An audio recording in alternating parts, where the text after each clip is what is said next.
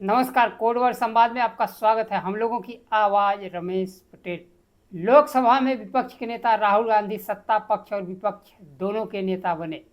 हर सवाल के जवाब की मांग राहुल गांधी से। प्रधानमंत्री, गृह मंत्री संसद में नहीं आए। अयोध्या में चंदा चोरी और जंतर मंतर से संसद मार्च पर हुई बर्बरता की जवाब देश को नहीं मिला। कांग्रेस जनता पार्टी के नेता अभिजीत दीपके को दिल्ली में हाल उपलब्ध नहीं। समय के साथ खबर पाने के लिए चैनल को सब्सक्राइब करें। नमस्कार, खबर विस्तार से। 20 जुलाई से शुरू हुए संसद के मानसून सत्र का आखिरी दिन से एक दिन पहले तक प्रधानमंत्री, गृह मंत्री संसद नहीं पहुंचे। नेता राहुल गांधी गृह मंत्री से संसद मार्च के दौरान छात्रों पर हुए बल प्रयोग, लाठीचार्ज, कील लगी लाठी, पैलेट गन, आंसू गैस के गोले का जवाब चाहते हैं। वह प्रयोग का आदेश किसने दिया था? गृह मंत्री दिए थे या गृह मंत्री को मालूम नहीं किसी अधिकारी के द्वारा यह बल प्रयोग किया गया? अगर गृह मंत्री दिए थे तो गृह मंत्री इस्तीफा दें। अगर गृह मंत्री को पता नहीं है तो अक्षम गृह मंत्री को इस्तीफा देना होगा। गृह मंत्री अमित शाह को संसद आना था और जवाब देना था, लेकिन गृह मंत्री ने लोकसभा अध्यक्ष के पास पत्र भिजवाया और कहा कि विपक्ष तैयार हो जा, 3 बजे से कल 3 बजे तक संसद की कार्रवाई में मैं भाग लूँगा, जवाब दूंगा, चर्चा करूँगा। इतनी लंबी चर्चा का जवाब देने की ज़रूरत क्या है? विपक्ष के नेता राहुल गांधी का सवाल है, गृह मंत्री यह बताएं कि किसके आदेश पर छात्रों पर बल प्रयोग किया गया? गृह मंत्री का आदेश था, अधिकारी का आदेश था, साथ में बल प्रयोग करने वालों में बिना नेम प्लेट के पुलिस थे और सादे वर्दी में भी हेलमेट लगाए पुलिस थे कि गुंडे थे? इसका जवाब देश और देश का जेनजी और संसद जानना चाहता है। 3 लाइन के वक्तव्य के लिए गृह मंत्री ने आज 3 बजे से संसद सत्र के आखिरी दिन 3 बजे तक का समय रख दिया। उन्होंने अपने वक्तव्य में कहा, विपक्ष कह रहा है कि गृह मंत्री भगोड़ा हैं, भाग गए हैं, लेकिन तो मैं तो संसद में हूँ। संसद में है तो जो बात वह पत्रकार वार्ता में कह रहे हैं वही सदन में आकर खड़े होकर अपनी बात कहें।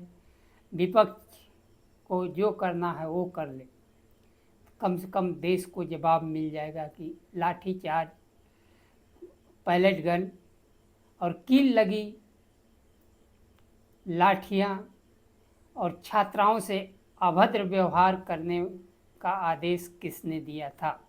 गृह मंत्री के पत्र को विपक्ष के नेता राहुल गांधी ने कहा कि हमें भाषण परिचर्चा नहीं सुननी है, हमें केवल 2 लाइन का जवाब चाहिए कि किसके आदेश पर संसद मार्च के दौरान बल प्रयोग हुआ।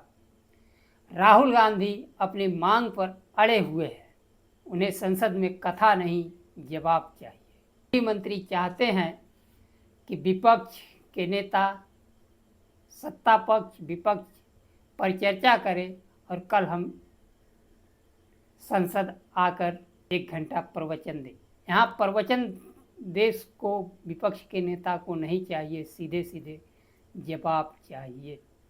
लोकसभा में विपक्ष के नेता राहुल गांधी का एनडीए के सांसदों ने झारखंड में हुई लाठीचार्ज के लिए जवाब मांग रहे थे। सांसदों को यह जानकारी विपक्ष के नेता से चाहिए थी, जबकि यह जानकारी गृह मंत्री और प्रधानमंत्री को देनी चाहिए थी। झारखंड में भले हेमंत सोरेन की सरकार कांग्रेस के सहयोग से चल रही है, लेकिन अगर संसद में जानकारी चाहिए, जवाब चाहिए, तो उसका भी जवाब गृह मंत्री और प्रधानमंत्री, संबंधित सरकार के मंत्री को देना पड़ेगा।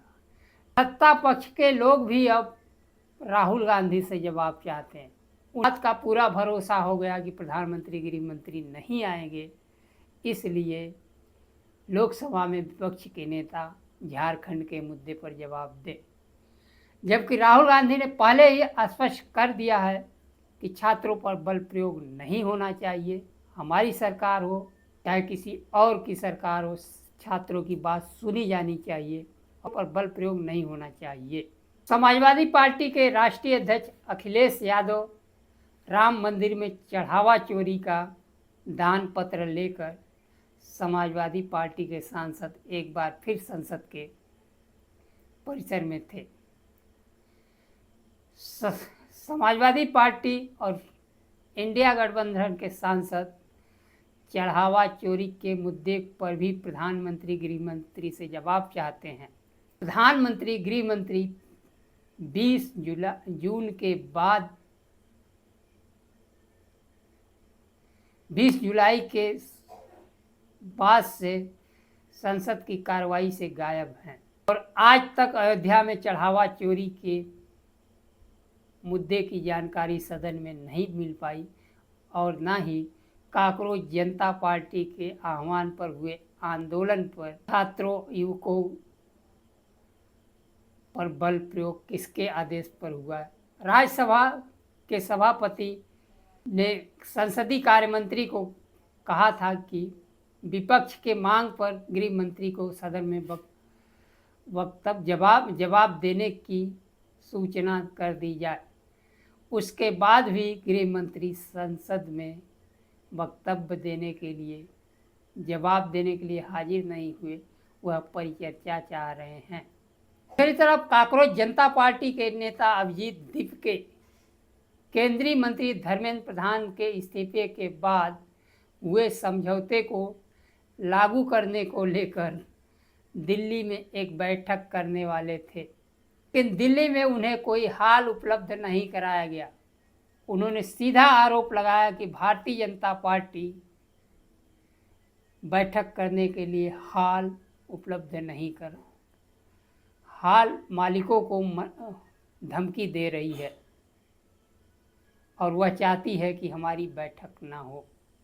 सीजेपी का आंदोलन तो खत्म हो गया, लेकिन केंद्रीय शिक्षा मंत्री धर्मेंद्र प्रधान का इस्तीफा हो गया, लेकिन आत्महत्या करने वाले छात्रों को 1-1 करोड़ रुपए की जो मांग थी उस पर अभी कोई खबर सामने नहीं आई।